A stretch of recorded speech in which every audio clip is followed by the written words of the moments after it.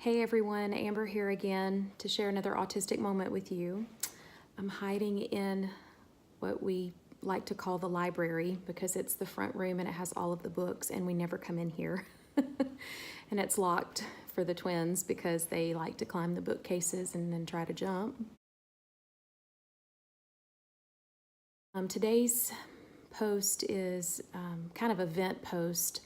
I had some frustrating news today and I thought maybe if I shared it that I'd probably feel better. And today's topic is about the therapies that we've done. About 18 months or 2 years old, the boys noticing that things were wrong, and we went to our pediatrician. Of course, they had not reached many milestones, and she recommended that we start with early intervention. So we called the number and set up the evaluation, and we were eligible for early intervention visits to our home.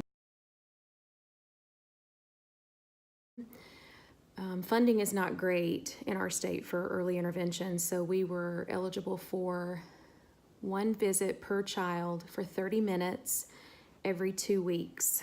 So you can probably do the math and see that that's not very much. And the therapist even said we would love to come more often, but we just don't have the funding. Both my husband and I work as nurses, so we were pretty busy. We also have 2 other children, and around the same time that the early intervention therapists were coming to our house, we were beginning to have to take care of my mother-in-law who was diagnosed with terminal cancer. So needless to say, we were pretty busy, and I was frustrated that I didn't have enough time to devote to just helping the twins with their play therapy and learning all of the techniques that the therapists were using, but we just did the best we could. We went through a 1.5 years or so of EI, and then we aged out. And at that point, we reached a crossroads where we had to decide which way to go with our autism therapy. In our state, you can either go the educational route or the medical route, or you can do both.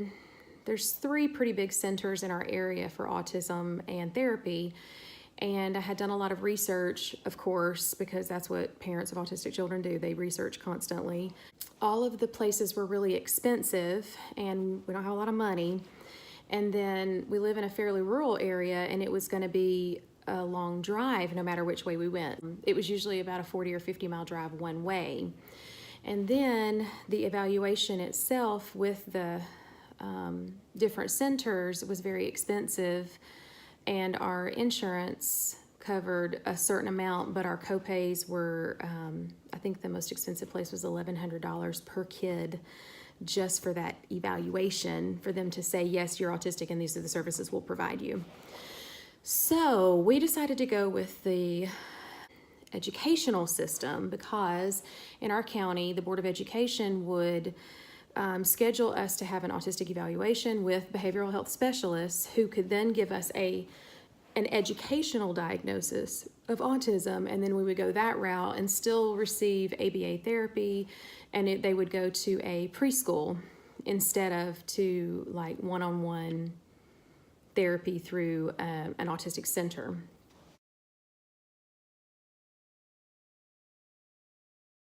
It was quicker.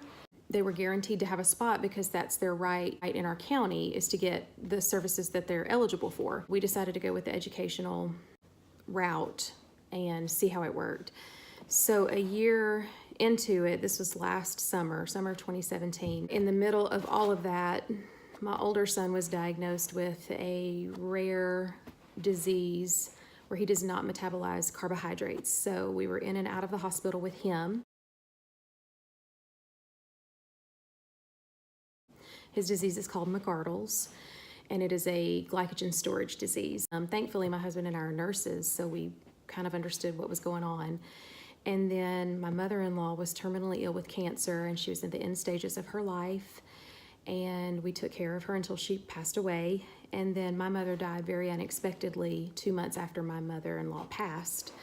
So we had a very eventful and sad 2017. And in the meantime, I was dealing with the twins and trying to figure out how to get their the therapy that they were entitled to, and ease them out of EI and into classes with preschool. It was just a very hectic and overwhelming year. So we went through this from August 2017 until May of 2018. The twins went to school 3 days a week, and they got speech therapy and occupational therapy and ABA therapy in the classroom setting. And then in May, I received some very disappointing news. I was just completely crushed. On the last day of school, I stood at my car and had loaded the twins in the car, and I was talking to their teacher, and we were just deciding when to plan our next IEP meeting and what we needed to do. And she just looked at me and said, we really don't even need to redo the IEP because they didn't progress like we had hoped. And it was like a punch to my gut. I couldn't breathe for a second, and that despair just washed over me completely. And I was just so disappointed. And I left there just feeling really down, and nothing's ever going to get better. As a parent of an autistic child, you swing back and forth between total joy because you love your child so much to total despair because they're always going to be this way.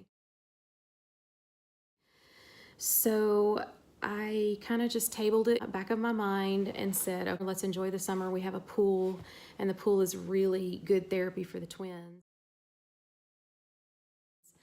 And I just tried not to let it get me down. I'll just take each day as it comes, and we'll keep doing our thing at home with our dietary changes and getting in the pool every day, and we'll see how they do.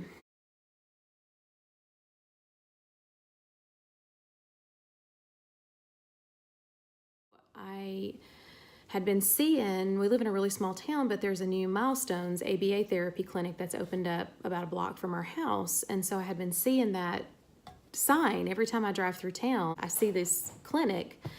And so I finally went today, picked up an application, and said, you know what, I just feel like we need to start doing more. I can't do just the preschool. I need to look into the medical side of it, because obviously in a year we have not progressed at all. And I believe, having interacted with my children at home, I believe that they have more potential than what they were able to reach just in the preschool alone.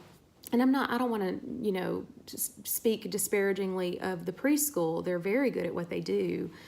I just want to supplement. So I went and talked to the clinician at the Milestones, and she spent about an hour with me just going through the details. And they're a privately owned company, for profit, which is not bad. It's just, if you don't have private pay money, then your insurance needs to be able to cover it.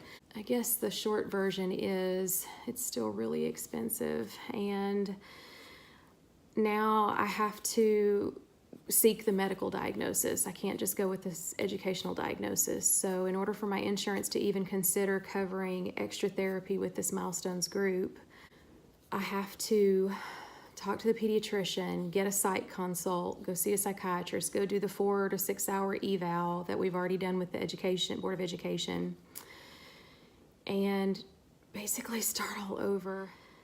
I thought that we would be further along. I thought the Board of Education would be able to provide for our needs, and it's not working.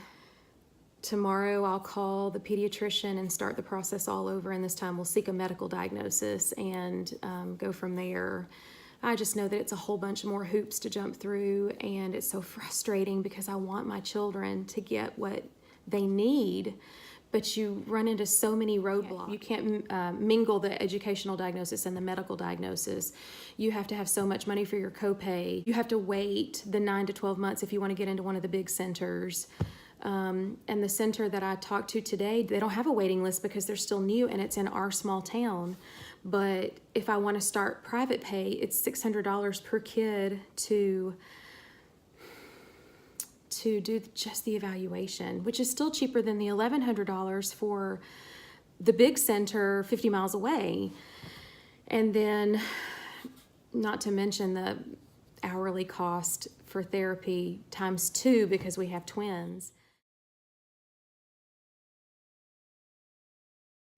It's just so frustrating. And I think the thing that I want to walk away with tonight is that we never give up. Parents of autistic children never stop searching.